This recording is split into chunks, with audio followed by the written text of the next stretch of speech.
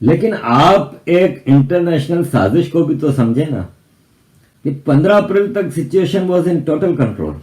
Vaccine पूरी दुनिया को सप्लाई कर रहा था Bharat, life saving drug supply कर रहा था। जिस तेजी से ये चीजें हो रही थी, इंटरनेशनल एक मसीहा बन के भारत सामने आ रहा था, तो ये 8-9 दिनों में ये सब चीजें रातों रात कैसे बढ़ गया भाई, इतना अचानक। पिछले हफ्ते तक तो कुछ खबर नहीं थी। क्या वजह है कि अचानक भारत में अचानक? आज की डेट में हमारे पास सफिशिएंट ऑक्सीजन है, दिल्ली में ऑक्सीजन की कमी नहीं है। We are good on oxygen. दोस्तों, आपको इस वीडियो को जरूर देखना चाहिए। इसमें आरिफ हाजकिया जी ने जिस खतरनाक षड्यंत्र की तरफ संकेत किया है, आपको इस ओर जरूर ध्यान देना चाहिए।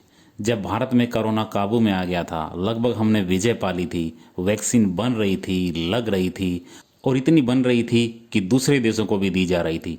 फिर अचानक ऐसा क्या हुआ कि कोरोना एकदम फिर से भयंकर तरीके से फैल गया और एक सप्ताह में लाखों केस आ गए, हालात नियंत्रण से बाहर हो गए। और इस बार वाला स्ट्रेंड तो ज़्यादा खतरनाक है। क्या यह कुछ दुश्मन देशों की तरफ से जैविक युद्ध है, बायोलॉजिकल वारफेयर? यहाँ आरिफ जी इस षड्यंत्र का खुलासा कर रहे हैं। आरिफ हाजकिया मूल रूप से पाकिस्तानी नागरिक हैं, वहाँ मेयर रहे हैं और एशियाई देशों खासकर भारत और पाकिस्तान के मामलों के खास जानकार हैं और इस पर कड़ी नज़र रखते हैं। कई कारणों से आपको ये जानकारी होना बहुत ज़रूरी। साथ ही साथ एक और तथ्य से आपको अवगत कराता चलूँ कि पिछले कुछ ही महीनों में चीन की जीडीपी 18.3% बढ़ी है। ये आप समझिए कि मैं किस तरफ इशारा कर रहा हूँ और आप इसको किस संदर्भ में देखते हैं। अब देखें, आप जब से ये कोरोना आया है तो फार्मास्यूटिकल कंपनीज का बिजनेस कैसे बढ़ा है। 135 करोड़ का देश है जहां पे इतनी बड़ी इनके लिए मार्केट थी, और हुआ ये कि भारत में कोरोना फैला तेजी से लास्ट ईयर। वहां पे सरकार ने रिवॉल्यूशनरी काम किया, लॉकडाउन और स्ट्रिक्ट लॉकडाउन लगाया। पाकिस्तान की तरह आर्मी नहीं बुलानी पड़ी थी और आम आदमी ने भारत की सरकार का साथ दिया था, कंट्रोल कर लिया गया। और ऐसा कंट्रोल किया कि दुनिया में सेकेंड वेव्स और थर्ड वेव्स आने लगी, भारत में कंट्रोल हो गया। फिर वैक्सीनेशन का काम शुरू हुआ, भारत की वैक्सीन पूरी दुनिया में जाने लगी, 60 से ज्यादा मुल्कों में जाने लगी। उस पे इन फार्मास्यूटिकल कंपनीज का दिमाग घूमा कि ये तो हमारा धंधा ही चौपट कर रहा है। अब उस पे आपके भारत में तो आपको पता है कि गद्दारों की कमी नहीं। भारत में अड़े एक्सपोर्ट हो रहा है, हमारे पास वैक्सीन नहीं, एक्सपोर्ट हो रहा है, एक्सपोर्ट हो रहा है। फॉरेन मिनिस्टर ने ये जवाब दिया। But if you get into this, why are you exporting abroad at all? Then somebody else will ask, why am I exporting to India? So ask yourself this question. Can I, on the one hand, go around the world and tell people, guys, keep your supply chains flowing towards me? And by the way, the end product of that supply chain, I'm asking you for raw material, but I'm not going to give you the vaccine.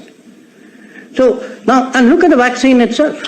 I mean, today your largest vaccine under production is an international product.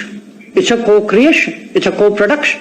I think those who talk about, why are you doing this for the world? Why are we not? It's not that we are not prioritizing our people. I mean,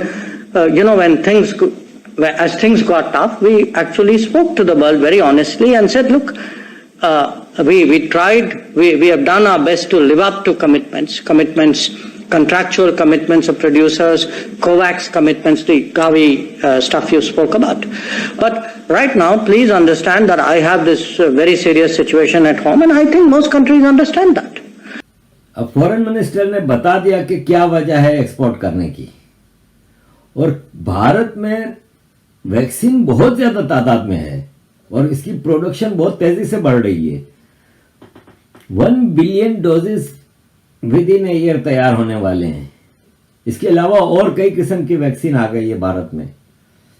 मसला vaccine की मौजूदगी या availability का मसला नहीं था, मसला था लगाना भी तो इतने सारे लोगों को ये तो नहीं है कि आम आदमी लगा सकता है। पूरा एक डॉक्टर, नर्स, ट्रेंड स्टाफ चाहिए होता है इसके लिए, तो लगाने की भी एक कैपेसिटी थी। सो वो चल रहा था सिलसिला, उसमें अचानक ये भारत में नए वेरिएंट आने शुरू हुए। क्या वजह है कि अचानक भारत में अचानक ये सब चीजें, सोचने की बात है।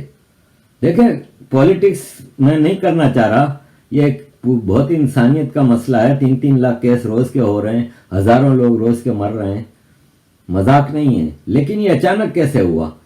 भाई आप दिल्ली की मिसाल ले लें कि दिल्ली के चीफ मिनिस्टर के ये 3 स्टेटमेंट आप देख लें। आज की डेट में हमारे पास सफिशिएंट ऑक्सीजन है। मैं देख रहा हूं देश के कई हिस्सों में, कई स्टेट्स में ऑक्सीजन की कमी है। दिल्ली में ऑक्सीजन की कमी नहीं है। We are good on oxygen. लोग बहुत ज्यादा तकलीफ में हैं सर। पूरी रात हम सो नहीं पाते, नींद नहीं आती। इनका मुख्यमंत्री होते हुए भी मैं कुछ नहीं कर पा रहा। डर लगता है कि ऑक्सीजन की कमी से कहीं कोई बड़ा हादसा ना हो जाए। ईश्वर ना करे अगर ऑक्सीजन ना मिलने से कुछ अनहोनी हो गई तो हम सब कभी अपने आप को माफ नहीं कर पाएंगे। मेरा आपसे निवेदन है कि यहां से ऑक्सीजन अगर हो सके तो हमें हवाई जहाज से उपलब्ध करवाई जाए। 15 अप्रैल को इनके पास ऑक्सीजन बेशुमार मौजूद था, तो 20-21 अप्रैल को इनके पास ऑक्सीजन नहीं है अचानक। और फिर इंटरनेशनल मीडिया ने जिस तरह से इसको रिपोर्ट करना शुरू किया कि भारत फेल हो गया है, भारत में तो कोविड ने तबाही मचा दी है। नो डाउट तबाही मचाई है भाई, लेकिन आप एक इंटरनेशनल साजिश को भी तो समझे ना। डर्टी पॉलिटिक्स है दुनिया की। इंसान तो जंग का ईंधन होता है और उसमें भारत फ्रंट लाइन पे आ गया, इसलिए अब भारत टारगेट है। वैक्सीन पूरी दुनिया को सप्लाई कर रहा था Bharat, life saving drugs supply कर रहा था, वेंटिलेटर्स जा रहे थे पूरी दुनिया को। इन्होंने कहा वे इनको तो पकड़ो।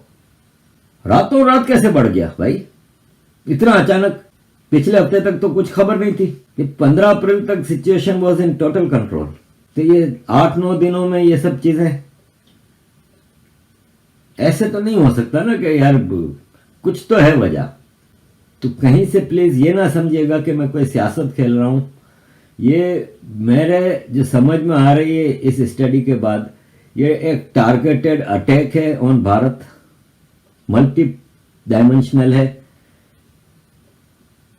बीजेपी की सरकार को कमजोर करना, भारत की इकोनॉमी को नुकसान पहुंचाना, भारत जो इंटरनेशनल एक रेस्पेक्ट और ऑनर गेन करता जा रहा था।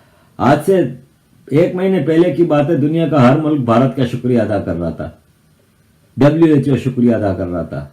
60 कंट्रीज में भारत ने वैक्सीन पहुंचा दी, भारत में बेहतरीन वैक्सीनेशन का काम हो रहा था। जहां पाकिस्तान जैसे 3rd क्लास कंट्री ने 1 मिलियन वैक्सीन लगाई है, वहां भारत ने शायद 100 मिलियन वैक्सीन लगा दी है। जिस तेजी से ये चीजें हो रही थी, इंटरनेशनल एक मसीहा बन के भारत सामने आ रहा था, तो ये शायद पसंद नहीं आ रहा लोगों को, और उसको रोकने के लिए साजिशें हो रही हैं।